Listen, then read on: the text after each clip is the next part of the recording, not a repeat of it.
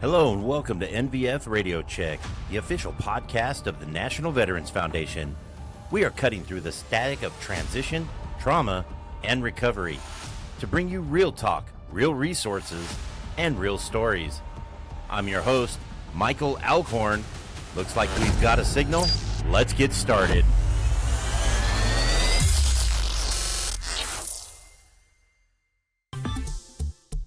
Welcome back to NVF Radio Check. Usually we talk about the experience of the veteran, but what about the people standing right next to them? The spouses, the social workers, and the healers who absorbed that trauma. Today, we got a very special broadcast. She is a licensed clinical social worker, a specialist in the science of trauma, and the other half of the dynamic duo behind this federation.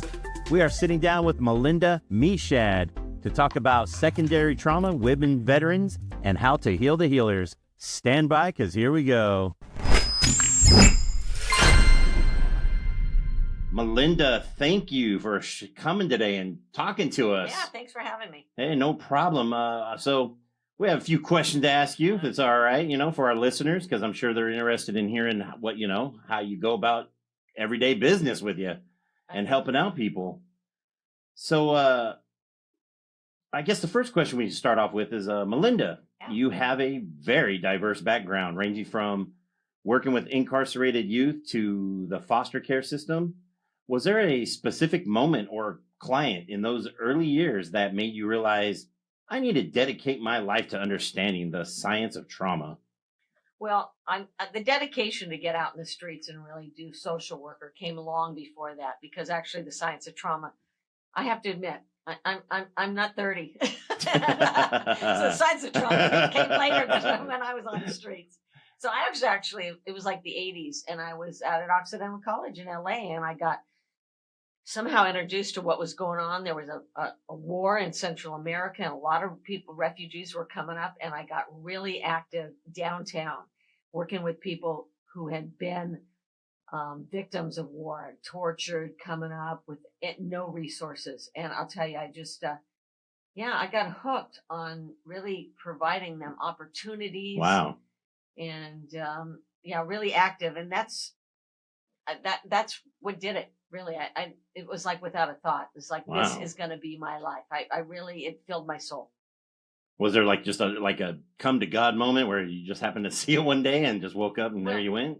I was a philosophy major, religious studies major. Okay. And so there was a teacher that was really an expert on human rights there. So we also, in those days at Occidental College, you had to do volunteer work too. So I actually got a lot of the kids there, the students there involved downtown helping these refugees too. So, but also I was raised in a family where my mom worked downtown in the inner city. My parents did a lot of volunteer work.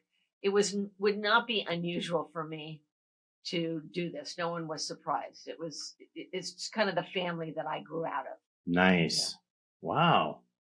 Well, that's very interesting. Actually, that kind of leads us to the second question I have you've written openly about your own experience with burnout and secondary trauma while working in social services. Can you take us back to that time, or how did that personal struggle lead to your philosophy that healing starts with the inner work of the helper? Well, again, I think it comes in chapters. The work this was still during there was a lot of gang activity in LA, and I was working in a lot of the lockups with the juvenile delinquents. It was extremely difficult. Was it like the height of the gang? Yes, it was in the height. Really? And it was dangerous. And that was like the early, that'd be the early 80s or early 90s? Late 80s. Late 80s, early 90s. Yeah. So that was really tough. And then later I went into child welfare. Anyone who knows, it was in a smaller county, actually Ventura County. And so that had to be rough. That's no, not Ventura. It was smaller, and so I could actually do a lot of great work. Oh, okay. I thought you meant like it was like smaller because like so much gang activity. No, the gang activity was in Los Angeles. And I was working in LA County lockups. Gotcha. That was hard. But then later, when I went to child welfare, I was living out in Ventura County. It was a smaller county, and we could be we had smaller caseloads and we could do some really honorable work. Because I know child Nice. welfare is a mixed bag, depending on, your experience. But the thing about child welfare is you're really responsible for lives, and the work is hard and long. And so I primarily would say that I got burnout because we were often there till midnight. Oh my gosh. Yeah, it was very, very hard, very long hours. And so I don't think so much. For some reason, people ask me, don't you take home the stories, and get that secondary trauma, which is really, secondary trauma is different than burnout. Let me just take 1 second. Burnout is out just like we can all get burned out from our jobs and from True. life. True. Secondary trauma is when you really are working closely with people who are telling their stories, and you begin to show the signs of the trauma symptoms because of the trauma they experienced. So that I have for some reason done better on. I have this philosophy that there's always been trauma all over the world. I don't get the opportunity to help all those people. I'm blessed to help as many as I can. And during the time that I'm with them, I'm going to be present for them, do everything that I can. But then I kind of close that up so that I could be present for the next person. Oh, wow. And also within my own family and myself, I've always believed that just like my clients, deserve my time and my effort, I deserve my time and my own effort as well. And so I deserve my own self-care. My children deserve my time. And so, it's just something you kind of divvy it up. And I've been able to kind of leave that generally, at the door before I, go home and things. So, Oh, wow. yeah. So the burnout was greater than the secondary trauma. That's, it almost sounds like you barely have time for yourself. Well, those were the days in child welfare. Now, Wow. Now I have, I have a lot more control over my time. I'm not Nice. working for the man. Wow. Yeah. Actually, you've mentioned in the past that for a trauma survivor, a standard workplace can feel like a predatory environment. Can you explain to us and our listeners what you meant by that, and how trauma rewires the brain to perceive danger where others see routine? Well, and this goes for children too, who are living under what we call adverse experience. Really? It doesn't have to be a life-threatening thing. It could be, say you're a child living where your parents, there's domestic violence going on, or there's gang activity, you're hearing shit. When you're in a fearful environment, and it also could be life-threatening, of course, what does your body do? It is wired to go into this fight or flight. Now, we're really supposed to go in and out of it. Flight. Okay. But it's really not healthy to be living in this fight or flight where you have this, your system just lives in this survival mode. And it's unhealthy for us physically. There's a lot of disease. They've done a lot of study with what they call these childhood adverse experiences. There's a lot online about this, about what it does to you physically, but also what it does to you psychologically. And there's a lot of trauma symptoms. And of course, we're going to talk about veterans, and they have their own unique ones too. But what it does is you learn that the world's not a safe place. You have to protect yourself. It can this cause, world is a lot of rough. Emotional dysregulation. You can see the world as unsafe. You can see people as untrustworthy. You can become very controlling, actually, because you have to control your environment, because a lot of times when you're exposed to adversity and trauma, your world is pretty out of control. So you learn to be very controlling. And well, we'll talk about that later, but a lot of social workers come out of these people who are doing our work, come out of this environment. And that's why you really have to do your own personal work so that you can not bring these symptoms. Wow. When you're engaging others and you're in the business of serving, others. Wow, that's crazy. Yeah. Wow. So people will, who've had a lot of trauma will easily look at you and get, as if you're untrustworthy, or you're coming at them, or you're not a safe place, So workplaces, people with trauma, well, look, that's going to be terrifying for some people. Well, we just, it can be terrifying, but you can also just not really realize it. You're just always in this state of anxiety. Mm-hmm. And what heals is providing a very safe place. And so even the corporate world, There's a lot of places that are very high pressure, very, you're in, you're out. They're not safe places. And so people do feel like they're living in a very predatory space. And I would say that's of course heightened in our today, Yeah, that's in gotta our be society awful. today. Oh my gosh. Yeah. They speaking of you and Shad, the co-founder of the NVF, co-developed the 4-point, I believe, Builds a Star training program. Yeah. For our listeners who aren't clinicians, what is the core concept of this program? And please tell me, how does it change the way we should engage with veterans? Well, we named this 4 points Builds a Star because we primarily focused on engagement skills for healing, and there's 4 points of engagement. The STAR is an acronym, which basically represents the state of wellness. So whereas you've gone through trauma, you're in a state of fear. S is for secure. The T is for often from trauma. You're not free. You don't want to be vulnerable. You don't express who you are. You don't use your voice. You are. You got acronyms for it. Okay. Yeah. So the T is for talented. Yeah. I'm not talking about talented like I'm going to be a star. But like I'm not going to be a movie star, sir. Yeah. I'm not, going to be, But talent means like I'm able to share my skills, my opinions. I can go to work and say, hey, I have an idea. If you're living in a state of fight or flight, you're going to be clammed up. You're not going to say, let me freely express who I am and my ideas. So S is for secure, T is for talented, A is for aware. When you've had trauma, you wear what we call the trauma lens. You see the world as an unsafe place. It's colored. You see through this trauma that has happened to you. What you want to do is when you're the healthier person wants to see clearly when you're talking to me, I'm not interpreting it. I want to see it for what it is.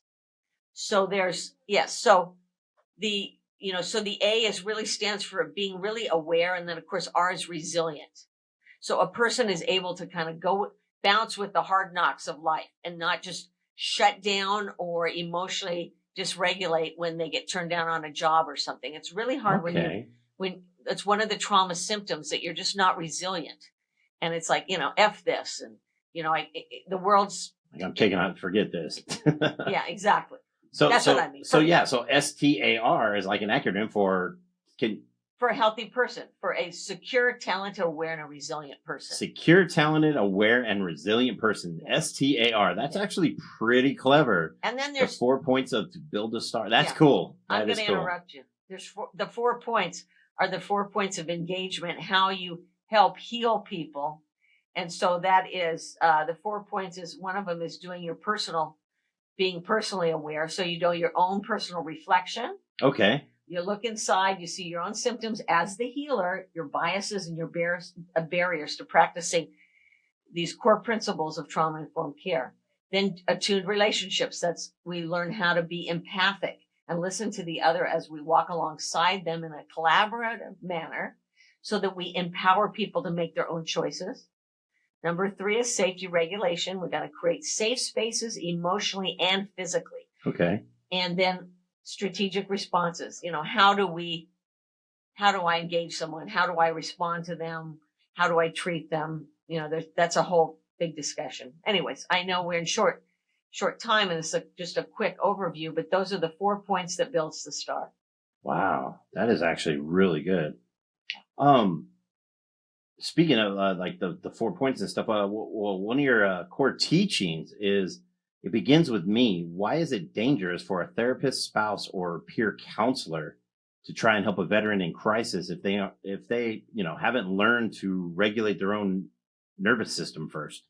Well, I mean, people have to be able to know what triggers they have, for one thing. So they're working with a client. You can get this with veterans or with peers. It's easy to have a safe relationship with a peer, like people here at the National Veterans Foundation. Mm-hmm. They call, they got a veteran on the other end of the line. There's an immediate connection. One at that. Yeah. But you can also, when you're working with your peers and you say you've been in combat, get triggered easily too. So you want to have done your own personal work. You want to know what your own biases are. You want to be able to know that you can calm your nervous system. So you want to do your own personal work, your own reflection of your trauma symptoms, and do your own self-care so that when you engage with others, you are not like just a victim of what your nervous system does. You've learned to calm yourself. You learn to be very intentional about the work that you do. Wow, that actually sounds like you've been through some martial arts or something like that. That sounds like one of those things that like you hear a monk say. I mean, that's actually pretty cool. Wow. This one's actually a really rough one for me. Some people call it MST, stands for military sexual trauma. You've done significant work with survivors of military sexual trauma. When trust has been broken by the very institution meant to protect you, as we all know, as the military, how does that complicate, it's hard to say, the healing process compared to other forms of PTSD?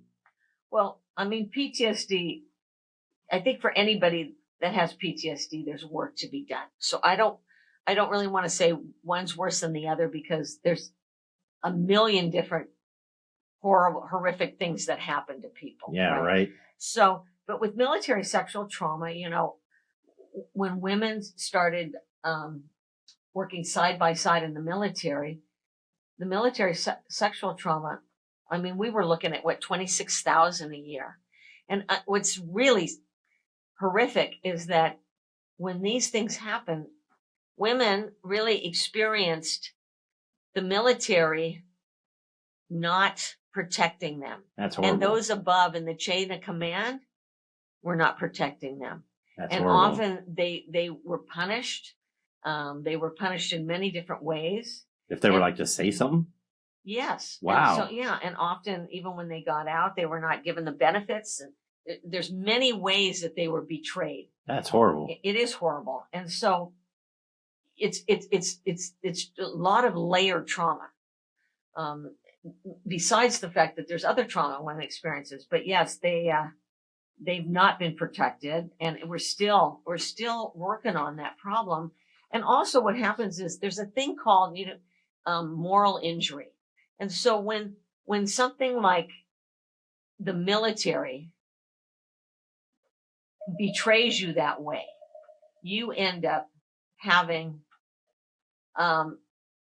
it's a moral trauma that happens. And so when people see, I trusted you, military, I joined the military, I was then sexually abused, unprotected, those in the chain of command did not do it justice. Oh, God. And so not only am I physically and in so many ways traumatized, I'm morally traumatized as well. Oh, wow. It's a very deep layered trauma. That's got to be rough, especially for female vets out there. Absolutely. And I mean, even you talking, I mean, I feel for you guys. I mean, I've never been there personally myself, but yeah. I can't even imagine. That is actually a very hard subject for me to actually understand. That's hurtful. Well, when I was looking at the trauma and writing this program, and then we teach this program specifically for groups like veteran peers on the streets. So we have some of these programs tailored. What I learned is that the veteran population has about double the childhood adverse experiences and trauma than the civilian population. And often people without opportunities who've had very rough childhoods see the military as an option for them. The parents, maybe there's poverty, maybe there's violence, and they want to get out of that place. And so people are already entering the military, women and men, with these high rates of trauma. So then they go in to experience more trauma. It becomes a very complex, complicated trauma. I can't even imagine. That's horrible. Wow. Well, let me ask you, in your private practice, you also specialize in family systems and postpartum. I'm sorry. Well, all kinds of trauma. Yeah, family systems and the trauma rippling out to impact the spouse and the children. Can you tell us a little about that? Well, yeah, I mean, I do work with kind of the general population. I have a small private practice, mm-hmm. but I also, of course, work with veterans and well, I work a lot with just difficult family relationships. I work with estranged people from their families. But what we do see is that, like I said, a lot of these veterans have had some difficult childhood trauma and come out of difficult family systems themselves. But then let's just think about that. Say you're going out and you're being deployed. What happens to the family? They never know when you're going to be called. Then, of course, the man or the woman that's left back here on the home front, they have their own trauma, their own worries. Kids lose that one parent. That one parent has to take over a lot of responsibilities, and things really Oh change. God, yeah. And then, of course, the person comes back and maybe they've seen trauma. Maybe they're having to really try and re-enter society. And the family has to also be part of that restructure. And it's if you're struggling, you come back from deployment, and then the family's trying to adjust to this. There's a lot of the family system that gets impacted, and it does get very complex. I feel so sad for oh my gosh, I can't even imagine. Yeah. I thought of this, we're pretty much overall the husband and wife dynamic. Your husband, Shad Meshad, he's a legend, and I got to add on here my personal hero myself in the veteran community who founded the NVF. You two not only live together, but teach and consult together. How do you navigate that dynamic? Do you ever have professional disagreements on the best way to treat a patient? Because I know, for me personally, I could not work with my wife. That'd be like 24/7 for me. And I don't know. Sometimes people always say, you can't always do that. Like, you got to have some separation there. So, please. I think both Shad and myself are good at separating and really doing our own self-care and having a good time together, and, saying we're going to leave this. But we also both have worked in trauma, and if someone gets a phone call, we take it. That's understandable. Shad, people at the MVF may be calling. There might be a suicide call. Even if we're having dinner, we can stop. But that doesn't mean that we don't take time for ourselves. Okay. Now Shad is the expert in reentry of that. He doesn't. I don't even hold a candle to that. Really? So I of course, defer to him. I'm very proud of him. He was inducted in the Veteran Hall of Fame. Yes, just he a couple was. of years Yes. ago, and he's not only the founder of the National Veterans Foundation. He founded the Vet Center program, which has over 300 clinics. So he's been doing this since he was the mental health officer on the front lines of Vietnam.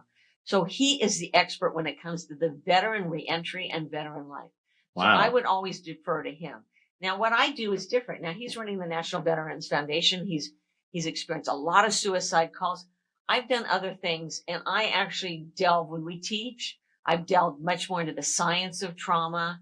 I see people long-term in private practice. So what I do more of the traditional kind of clinical work with people as well. So I dive deep into a lot of the new research on that. So what we do is somewhat different too, and it works well. Oh, wow. Yeah. Nice. Yeah. I know we did a story. We actually asked him a few questions on a couple of podcasts ago. So for all our listeners out there, feel free to check that out. Speaking of listener, if there's a listener tuning in right now who loves a veteran or a trauma survivor, and they feel, that they are constantly walking on eggshells, what is the one thing they can change about their own behavior today to help create safety? I think that the first thing to understand is, there's many forms of safety, but you really kind of want to walk alongside that person. You don't want to judge them. You want to be, someone that comes back, you want to be careful what kind of expectations you have. Everyone's going to go at their own process. You want to listen to that person. You want to, if they'll let you, there's many people, families call, and many veterans will let even the family kind of help them seek help. And wow. So, but generally look at what is an emotion. You want to be physically safe, but what's an emotionally safe place too? You yourself want to be calm, especially if there's there's some symptoms coming out from the veteran, if there's dysregulation there. You want to make sure that also, if you have children, you want it to be a safe place for them too. Oh, definitely. Yeah. So each situation is going to be very different, but definitely I would say if your situation you really feel like is something that is not working out as far as you taking care of that between you and the family, there's help out there. Call us at the NVF, reach out to a vet center. There's many places that will help people re-enter society. Yeah. Wow. But, listening and being really understanding. Yes, definitely. We're going to actually give out that number here shortly. Speaking of, what do you think is next for you and the National Veterans Foundation? Are there any new training programs or initiatives we should look out for? Well, as far as training, generally what we do is there's programs that have called us. And so we don't really train for individuals. Sometimes individuals reach out. But if you work with veterans, really, I'm right now even talking to medical clinics. There's all kinds of places that could use trauma-informed care training. And if any agency is interested in trauma-informed training, we will do that. And we can make it long, we can make it short. It's really cool. I'll just say this real quick. It's wonderful. We work with LA County, the Veteran Access Network. They have peers out in the street. And we spend 2 days, it's like a retreat where we go through what trauma is, what it does to the brain and the body. And these veterans really do the first day, they do their own personal look. They share, it's like a retreat, really. I mean, it's like a rap group. And so they share what's happened to them. We learn the symptoms of trauma. We do that the whole first day. And then, of course, the second day are those 4 points.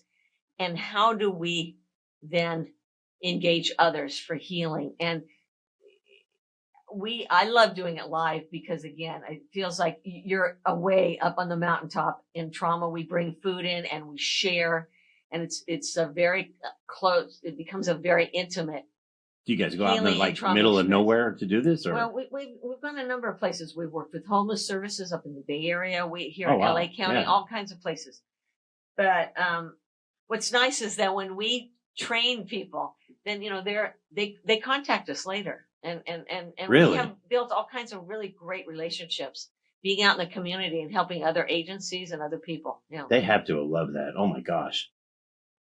Speaking of helping out the community, I got to say, honestly, I felt honored to be a part of this, but I hear you're coming out with a CD in February, and one of the songs named Don't Belong you wrote for the NVF. Can you tell us about that? Yeah, actually, one of my self-care things. It's a good song, by the way. I heard it. Yeah, well, we put it to a video too, and I know that's, I believe, going to be on the National Veterans Foundation YouTube shortly. Yes, definitely. Yeah, but it's called Don't Belong, and I wrote it for the National Veterans Foundation. It's really about a homeless veteran. Well, National Veteran Foundation and SHAD, since the beginning of time, has gone out into the streets looking for veterans. Yes, multiple videos and of that. We still do that, regularly here at the National Veterans Foundation. But it's a story about a veteran who's one of these homeless that we, he's laying in the streets. Maybe his breath smells, his clothes are filthy, these things. And, we all judge them. And there's a line in there that you start to bring to life that this is a person who had a life, who did some really beautiful things. The one line says, "The war he never left makes it hard to carry on." And it gives you an idea of what happened. Wow. And then, of course, there's a bridge in that song, which is kind of a statement about our judgments. Mm-hmm. They may say this is a life that he chose. They plan campaigns for where they can get him to go. Isn't it strange that no one even cares to know how he came to be out on these streets all alone? And it's just, I guess it's thought provoking. And I want to just give a little story about someone who went to war for this country, who had a family, who loved, and who just had trouble reentering society. And we at the National Veterans Foundation, we believe everybody belongs. Yes, everybody definitely belongs. Nobody should be out there in the streets. Or left behind. Nobody should be Yes. left behind. There's help, there's benefits, there's all kinds of things out there for veterans. So any veterans out there that are listening that need resources, give us a call. Definitely. Where is the best place for people to find, say, your training materials or support the National Veterans Foundation? I mean, where would be the best place? You know, I just say, Just write me, email me, but it's Melinda Meshad. Well, you can email me at melinda@nvf.org. Yes, that's That's right. right. Melinda, MELINDA at nvf.org, I believe. That's right. I will answer your email, and I'm excited to do whatever we can. Well, awesome. Thank you so much.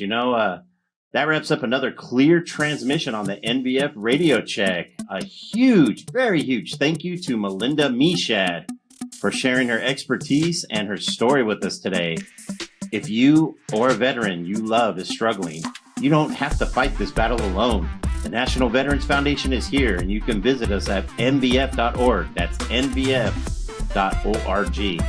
Or if you need to speak to a fellow veteran right away, or even right now, call our Lifeline for Vets at 888-777-4443. That's 888-777-4443. I'm Michael Alcorn. Until next time, copy over and out.